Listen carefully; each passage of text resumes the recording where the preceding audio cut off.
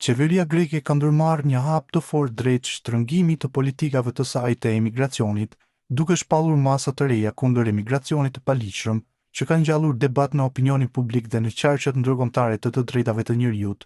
Një nga ndryshimet më të rëndësishme është eliminimi i një dispozite që u lejonte emigrantëve të parregullt të aplikonin për leje qëndrimi pas 7 vitesh jetese në territorin grek.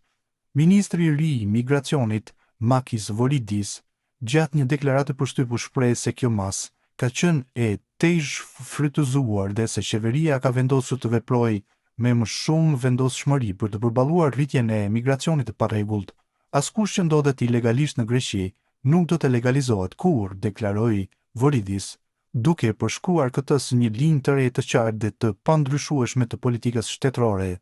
Sipas të dhënave të Ministrisë së Brendshme, çdo vit në Greqi hyjnë në mënyrë të paligjshme rreth 55.000 deri në 65.000 emigrant, rreth gjysma atyre aplikojnë për azil dhe një pjesë e madhe përfitojnë statusin e refugjatit, ndërkohë që pjesa tjetër mbeten në një situatë të paqartë juridike. Projekt ligji i ri, tashmë i miratuar nga kabineti qeveritar dhe që pritet të kalojë për votim në parlament gjatë muajit qershor, parashikon një sër masash shtrënguese. Sipas propozimeve të reja, emigrantët që hyjnë dhe qëndrojnë në mënyrë të paligjshme në Greqi do të përballen me ndëshkimin më të ashpër, përfshirë dënime me burg deri në 5 vjet, po ashtu periudha paraburgimit para deportimit do të zgjatet nga maksimumi aktual prej 18 muajsh në deri 2 vjet, një veprim që sipas qeverisë synon të lehtësojë procesin e identifikimit dhe dëbimit. Statistikat e vitit 2024 tregojnë se policia greke arrestoi mbi 74.000 emigrantë të parregullt, por vetëm 2.500 prej tyre u dëbuan në vendet e origjinës. Ministri Voridis theksoi se një pengesë kryesore për realizimin e deportimeve mbeten pretendimet e identiteteve të rreme nga emigrantët, gjë që komplikon verifikimin e tyre dhe vonon procedurat ligjore. Megjithatë, krahas masave kufizuese, qeveria ka shpallur edhe plane për të rregulluar dhe inkurajuar emigracionin e ligjshëm për të plotësuar nevojat e tregut të punës.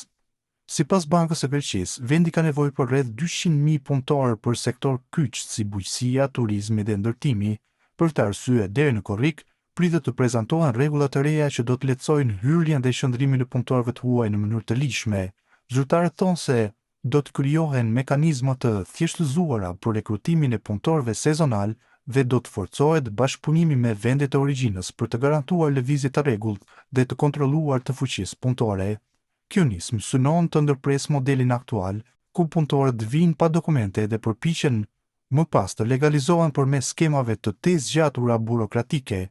Masat e reja janë pritur me reagime të ndryshme. Organizatat për të drejtat e emigrantëve dhe opozita politike i kanë kritikuar si represive dhe të pamëshirshme, duke argumentuar se ato rrezikojnë të krijojnë një klasë të padukshme dhe të pambrojtur njerëzish.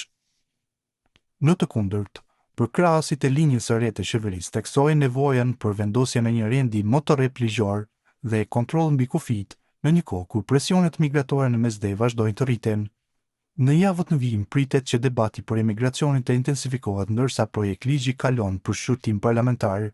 Greqia, si një nga vendet e para të hyrjes në Bashkimin Evropian për emigrantët nga Afrika, Lindja e Mesme dhe Azia e Qendrore, mbetet në qendër të sfidave të mëdha migratore që prekin të gjithë kontinentin.